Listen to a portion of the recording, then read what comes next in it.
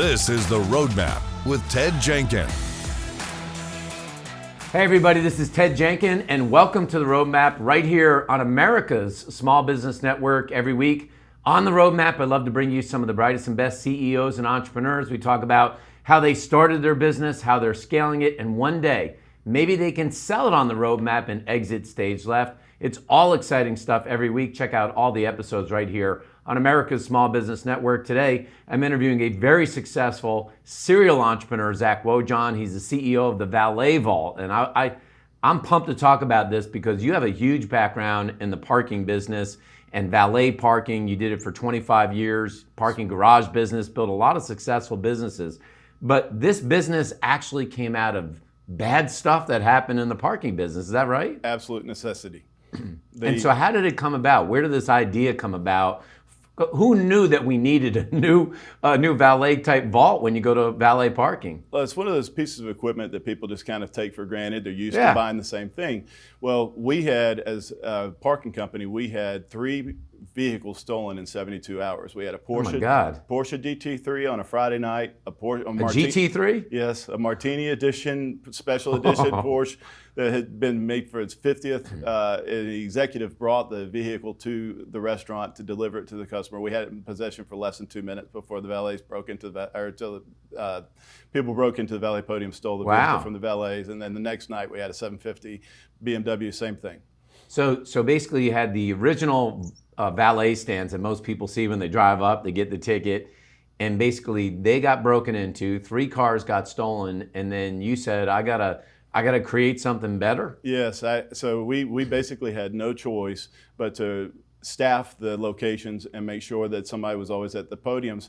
That's not economically feasible. And so what we ended up doing is we said, okay, let's reboot this thing and see if there's another way that we can encourage our valets to do a better job. Well, we ended up turning a valet podium into the most responsible employee on the property. It's self-closing. The door takes 1,000 pounds of pull. We were able to get a patent for our program, for the way we're built. And our units. Wait, so how did you design this? Were like you and your family at the kitchen table and you started to get out a napkin or something and started drawing what you thought the box would look like? It was a ruler and a pencil. And for real? Yeah, and so a friend of mine, Grant Henry with Henry Incorporated, said, hey, why don't you bring those drawings down to me and let me see what we can do at the plant. And so I went down there, got to see what they were doing at their plant, and I was really excited and encouraged. And so we started building prototypes off of my drawings. And then we went for the strength test and we found 1,000 pounds of pull on the door and still didn't fail. So we were onto something. And really, if you think about it, as an industry, we have been plagued with the same problem. And look at how many different ways you can pay for parking now. You have scanned QR codes, you have apps, you have all this other stuff, but key storage has not been considered a necessity. $3,000 is a minimum average of what it costs to replace a set of keys. By the time we're done with the key, the reprogramming of the vehicle, the office keys, the house keys, and if we get real lucky... Let alone your time. Right. So if we get real lucky, we even have the spouse's keys on there too. So there's about $250,000 worth of inventory just inside a normal valet podium. So Zach, in this new vault in here, so you mentioned one thing is the door. An old valet door, it'd open up and it wouldn't self-close. This almost looks like a door you'd have at a high school or where it'd have that pressurized contraption to close the door? Yes. Morris Diggs did a segment on us on Fox 5, which was really nice of him because he covered the stolen cars, and I found him at OK Cafe one day at lunch, and I said, hey, Morris, I figured out an answer to this problem, and he said, send me what you have. So he ended up doing a story on us. And are there cameras in the vaults as well? We are working on for pre-existing damage. If you come in and you say, this dent wasn't here, well, we'll have video of that when it comes in, and that will help us eliminate a lot of the false claims or people that got dinged at a grocery store, didn't realize it. But overall, the Valet Vault, what the main goal of that unit is to increase wayfinding, because a lot of times valets are in places that don't have the ideal lighting conditions. And it makes people feel safer being around it because they have light. And then the valets themselves don't lose as many keys because the unit's lit on the inside, so they're able to, if something easier to find the keys, don't lose as many. How much did it cost to get to a prototype? Because you had this idea, Sounds like you go down to a manufacturer, say, hey, we got to make one of these babies. Right. How much does it cost to get to just a prototype of a vault? Because this is made out of steel. Is it made out of steel? They're made out of industrial grade aluminum, 125 industrial grade aluminum. So they'll never rust. So we're extremely popular. You go down to Miami, you see them on almost every street corner now.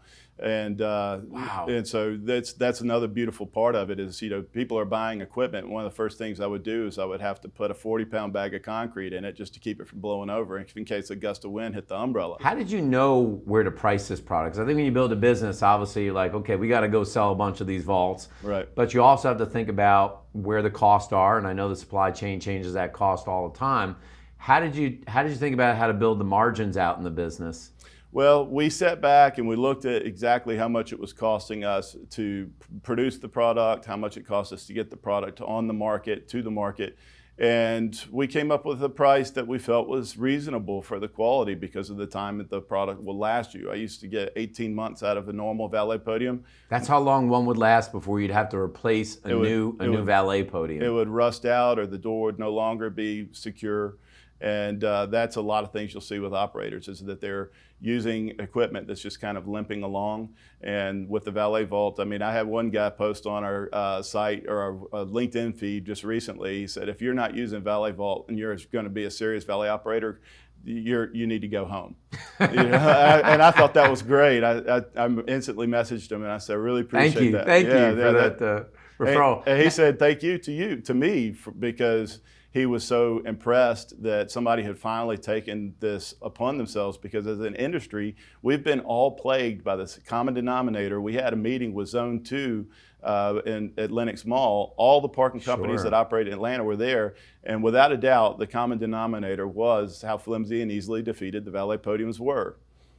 It's very interesting. Now, when you look at the cost, this is generally double or triple the cost of a normal valet, but you have double or triple the shelf life of the valet podium? I've 10x'd the shelf life of the valet podium. Wow, so a normal podium could be 1.5 years, but if you have a 4 or 5 star hotel that takes this over, it could last for 10 years. Yes, like Mark Toro at the Avalon. He wanted nothing but the absolute best products on the market for the Avalon.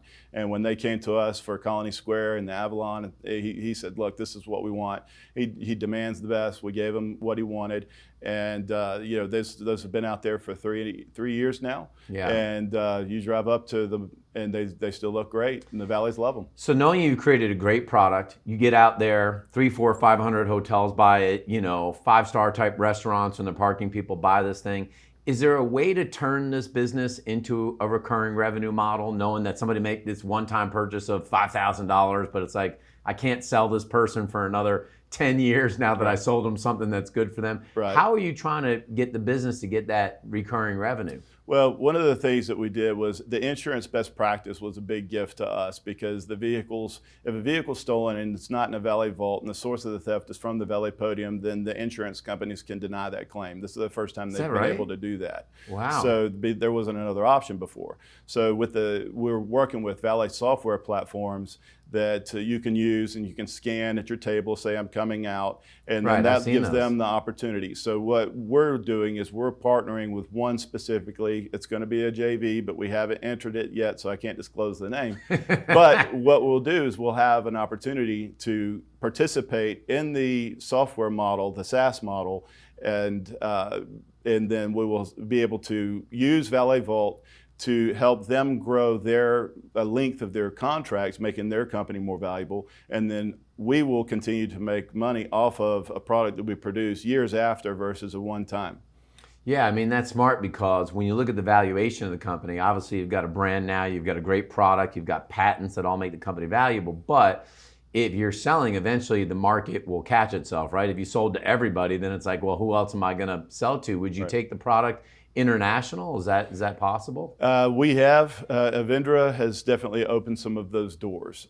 We have been just trying to keep up with our United States orders as it is right now. So as we grow, but we've definitely been talking to the UAE. And if we end up over there, for some reason everything's gold, but if we end up over there, that'll be great. There's a lot of very expensive vehicles in their inventory, and people want to have the best looking and the most secure device, and that's what we've accomplished. Zach, will there be a point that you think about, some owners ask this question, like, should I get a business valuation because it's such a unique product?